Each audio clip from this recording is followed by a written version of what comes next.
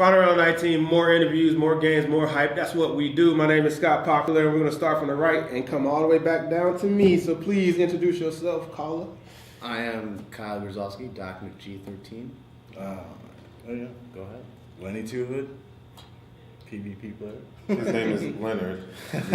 Leonard Two Hood. I'm Justin Gray, aka Just Died -01. All right. And these guys are playing Destiny, right? That's what we do? We shoot people all the time? That's what we do? That's where we started. Okay.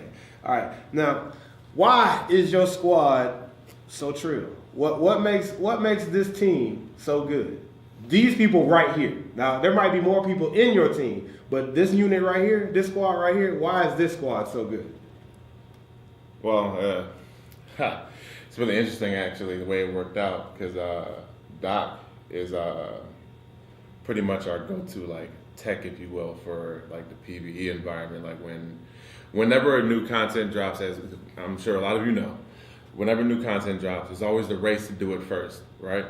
So Doc is one that would definitely be in that team to go first. And So he's the Marine. yeah, Lenny. I met Lenny playing Blacklight Retribution, and I remember it specifically because I went out of my way to find Lenny. I don't know if you know about Blacklight, but everyone has a wall hack and there's no mini map, right? So when you wall hack, it puts everybody's name up there. So I would see his name and go directly for Lenny. And I would make sure there was no one else around but me and Lenny, so I couldn't be mistaken in any way. And I think I won 3 out of 20 engagements. And that's probably the first time that I got humbled that hard in Blacklight. So I sent him a message and I was like, "You're pretty good." And he was like, "Thanks," and we became friends. And I just kept him in the back of my mind because I knew at some point I was going to start War6 for Destiny. So War6, why the name War6? War6 came from War9. War9 started in Metal Armor Warfighter. The way it worked was if you have a 2.0 or higher, you can get in.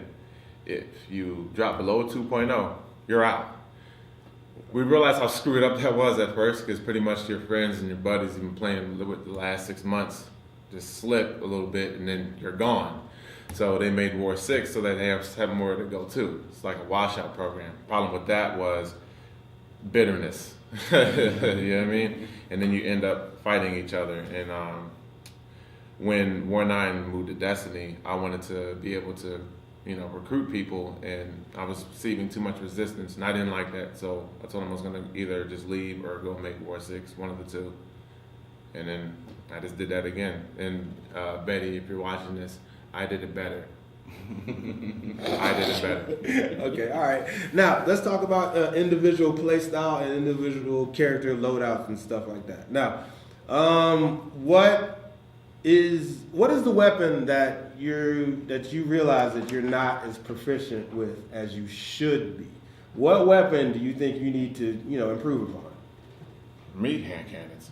Why? I suck at them. I don't know what it is. I see everybody else, especially Nas, see people running around here just popping people off. I can't do it. But I can use a scout right here. I can use a scout, but I can't use a hand cannon at all. At all. No matter what. He could be right in front of me. I can't shoot the broadside of a barn. I hate it. I hate them. Okay, so you need. Hashtag please nerf. All right, all right. So wait a minute. Before you go, guys, what's his problem? Why can't he use it? He gave up easily. You probably tried it for like a fucking week, or excuse me, It's okay. for like a week, Sorry. and then just tapped out. He just like it's not his thing. So I'll just stick with my Red Death. Yeah, that was at the time. Yeah.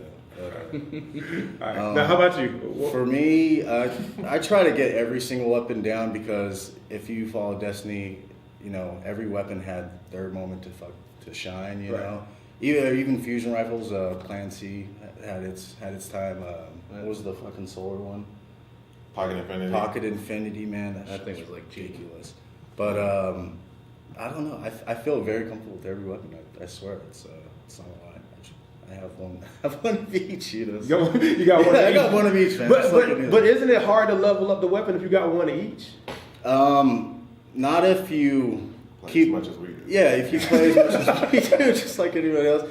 If you keep There's no reason you can't level a weapon Right, in a matter of a couple of minutes. But if you keep tallying all your weapons, and if you're going to turn in bounties, you're going to gain experience. You might as well switch over those weapons, even if you're not going to use it. And that's just how I see it. All right. What's it? I'm tried and true scout rifle user, and that's like all I use, and I managed to get through everything. Right. But so you're trying true with that weapon. But what weapon do you think that? If anything, I would say either the shotgun class or the sniper class, because I so rarely use them. Mm-hmm. I'll do a scout rifle and sidearm combo with a heavy machine gun or a sword, and get around, you move it, man. It's All right. Now with this group, are you guys planning on going to any major tournaments or any circuits, or even host your own events? Is this something that could happen in the future? Well, Shin Blank is in War 6 as well, and we've been discussing how we could possibly do that. But for something like Destiny, Bungie would have to give us access to their servers to be able to do that because everything's closed off. Okay. They have something called DestinyCon coming up in whatever. Who cares? Anyway, they have some crap called DestinyCon, and all your little YouTubers are going to be there, and people who you would consider sweaties and all that. I'm sorry. Like Lenny is a sweaty. I'm sorry. What is a sweaty? Try hard. The guy that just headshots you the second you peek, and then res snipes you for res time. Res sniping is when you get res and then shot down immediately, because basically they're putting a cursor where your head is going to be when you revive. Right. And as soon as you come alive, and you're down. Spawn campers. You're down again. Okay. All right, that's what's up. And so that's a sweaty. Lenny's a sweaty. Yeah. Sweaty. Okay. All right. Now, now I apologize because I think so you guys are in War 6, so that means I'm in War 9 because I wasn't playing as much as I should have been, right? You still be in 6. I still be in 6? Yeah. Okay. Yeah. All right. Well, but shout out to Chase. Okay. Chase plays my account. Chase has played my account for like a month or so, and I know you guys play with Chase. All right. Now I think Chase is good because Chase portrays himself as being hot shit. That's what he does. Now you've all played with him. Okay. Can he be on the squad? Yes, we are making this personal. Can he be on the squad? And what does he need to do to improve? Because he was on a pro team before. There was nothing wrong with Chase to begin with. Chase was just over eager to get started in the raid, and this is like in vanilla, like within like the first 2 weeks, and we're like, me personally, I'm not willing to spend 6 hours doing one thing, anything, except for like sex. Not even that. Fuck that. No, so, not even that. Nothing. I won't do anything for 6 hours except sleep. Anything. That is it. So I'm sure as hell not gonna spend my entire day in there when I know I'm not going to win or achieve or complete it. What's the point of me doing it if I'm not going to complete it? I knew I wasn't ready. I knew he wasn't ready gear-wise. I knew nobody was ready gear-wise. That's why nobody went at that time. That's why VOG, if you guys remember way back in the day, it went like 2 weeks incomplete when before the first World First came. It went like 2 weeks. People weren't ready, and he was just ready to just dive in there. And I was like, oh, nope, not doing that one. And then ever since then, he just went off with some dudes, and I guess they eventually did it or whatever. And then, I don't know. I wasn't willing to sacrifice an entire day. But for me, like, if you want to be part of the clan, just don't be a dick. Don't be there's a lot of ego and shit, that you need to let all of that go. Yeah. Yeah, I mean, either show it on where it counts on the battlefield, or just You have to understand, like even Larry is in War 6, so you have to understand something. Like, I don't care how good you are. I've kicked top people before. I'll do it again. I would definitely do it again. It's not about that at all, because like we're not really a clan. We're a community. That's why we're meeting each other at something that's not an FPS convention. Right. They're at a fighting game tournament, and they don't play fighters. Right. I came from fighters. They didn't. You know what I mean? So they're here literally to meet up with each other. Like, we are a community. In my clan, I have active duty military playing with a drug dealer every day. Every single day. And nobody has problems. Can I ask you a question? Now, I know you're military. Or ex-military. Anybody else? No. All right, let me just ask you then. Now, being ex-military, does that actually help in the game? Hell yes. Why? Structure. Structure, because you realize, like how important a chain of command is, so everybody's not talking over each other.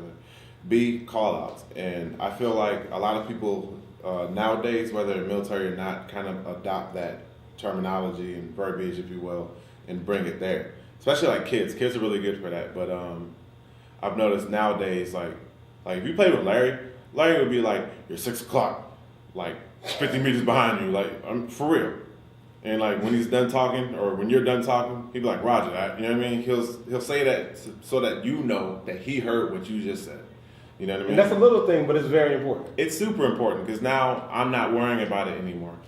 One thing that tends to happen to clan people that'll piss any clan member off from any clan ever is when you think something is coming behind you, and it is. Someone else is behind you. You think they're going to handle it, and then they don't even see it. They die, and then now you die, and now you just lost your whole position because of that. And that is irritating as heck. If you call him out, I'm not looking at it anymore. I'm not paying attention. I'm cool. You know what I mean? Even if you die, I know he's there. He was engaged. He's probably going to back off. He's probably hurt. You know what I mean? Something like that. You bought me time, though. You bought us time. But without that communication, and it's just people just, sitting around bullshitting and playing the stupid music in the background all absurdly loud. And, you know what I mean? Like, All right. Now, that's what Spotify's for. It's free. Please, Spotify's free on PS4. It's free. All right. It's free. Just start it first, and then start your game. all right. And, usually I want to end these things on a positive note, but you know what? Nah, we're going to end it on some hateful stuff. What is the thing that you hate in the game? Well, what needs to be changed, player wise or game wise? Just tell me something that you hate. Let's end this one on a negative note. Man, drop Player pools wise? need to be changed. You only get to choose one. Okay, well, go ahead. What needs? Drop pools need to be changed. I couldn't tell you how 50 certain exotic weapons I have. Like you continually get the same piece over and over and over and over again, and it's ridiculous. That's the first thing that came to mind. Man. So you get the same random shit, but I don't really have anything for players, because like most of the cheaters got kicked or quit a long time ago.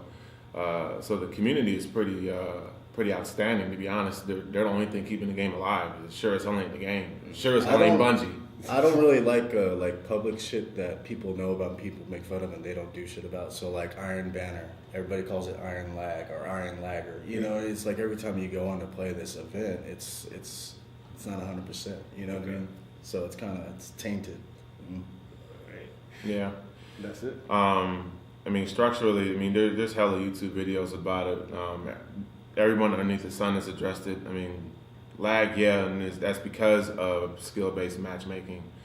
And skill-based matchmaking is now, like, people been playing since the alpha. You have so many games under your belt now, or even the beta. You have so many games under your belt now that there's no way in the hell you're even going to get matchmade in your country.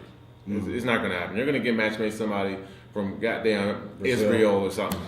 It's crazy now. If you have, what's that Duma router that shows you or whatever, the one that Triple Rec was sponsored or getting sponsored for, that thing is really good, so you can see exactly where you're going. And we had one of our guys do it, and we were getting match made like in China, Australia, the Middle East, anywhere but North America, South America. It wasn't happening. We couldn't even get like Brazil. And it's just the number of games that you have in your DTR rating, which is going to go up if you're winning. It doesn't matter if you die. If you win, it's going to go up, period. And then that is going to be translated into a little score. They try to act like they're not using Destiny Tracker. They're totally using Destiny Tracker. Don't think different. Please. They're totally using that because they already did all the legwork for them. Why wouldn't they use it? You know what I mean? So that's what's happening. So you're getting match made everywhere but your own backyard. If that goes away, a lot of things will get better. And content. Content. Give us stuff. You're not giving us nothing. We're in a content drought now. So Division is just snaking all their players, all of them, because Division did it right. Like, if I get a drop in Division, I'm not going to get something lower level than what I am. Mm-hmm. That's lame. So for people who had real trouble completing King's Fall, imagine how pissed they were when they finally got it done and then get something Then get that's anything like out- 5 light levels below what they are. You ready to throw your controller and you've been doing it for like a week to a month. It's like, You're I did all this for nothing. You're a 310 and you get a 305 drop. Like, thank you for this light bright that doesn't work. Exactly. Man. Here I am Let's starting tear at that up. 319 and continually as you get like boss finishes in the raid, you'll get 302, 304. It's like getting a Happy Meal with no prize. Yeah. Horrible. All right, y'all. All right, we're gonna clear out. Before we leave, tell them the name of y'all's group again and how to join or how to find you guys. War6, you can go to bungie.net and go ahead and apply to us there.